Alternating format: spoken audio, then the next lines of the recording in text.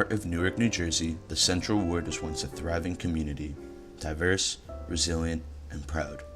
But in the 1950s and 60s, a force was rising that would change the landscape of this neighborhood forever: urban renewal. Government officials and city planners saw blight, but for the residents, mostly black low-income families, this was home. Residents were forced to leave their neighborhoods behind, being told that it would result in better housing for them. But what followed was not renewal, it was removal. They had already blighted part of 12th Avenue where I lived, and one side of the street was blighted. And they called that urban renewal. Well, I say it looks more like Negro removal than urban renewal. Newark was slated to renew about 80% of the Central Ward and its surrounding wards for its ambitious mission of becoming a college city. Newark used to be an industrial hub, but with the industry leaving the States, Newark sought to reshape their landscape.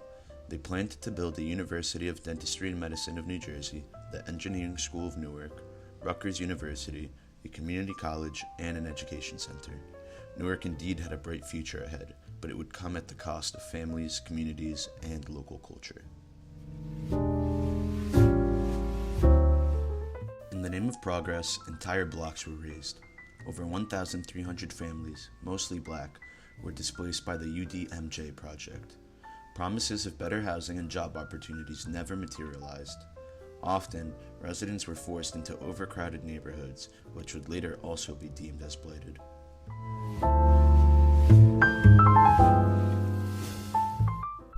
Mrs. Hattie Johnson, a longtime Central Ward resident, was one of the many forced from her home with little notice. "We didn't get a say," she remembered. "Just a letter and a date to be gone." Many of the families, the majority black and working class, received eviction notices with little explanation and even less time to relocate.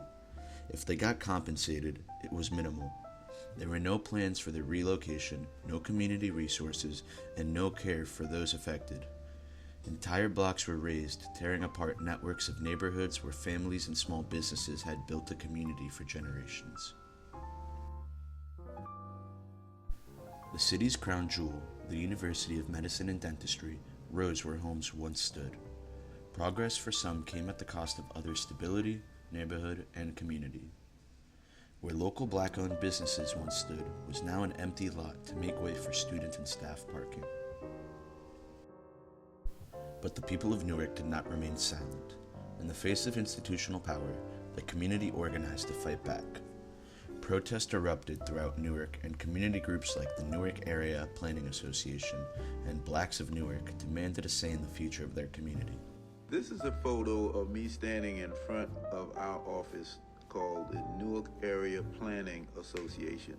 I had been in Newark since 1965. Between 65 and 66, I was really just doing support work. I was involved in demonstrations, I was at meetings, I was learning how to organize people. The formation of NAPA marked a turning point for black residents. NAPA was comprised of residents, religious leaders, and community activists.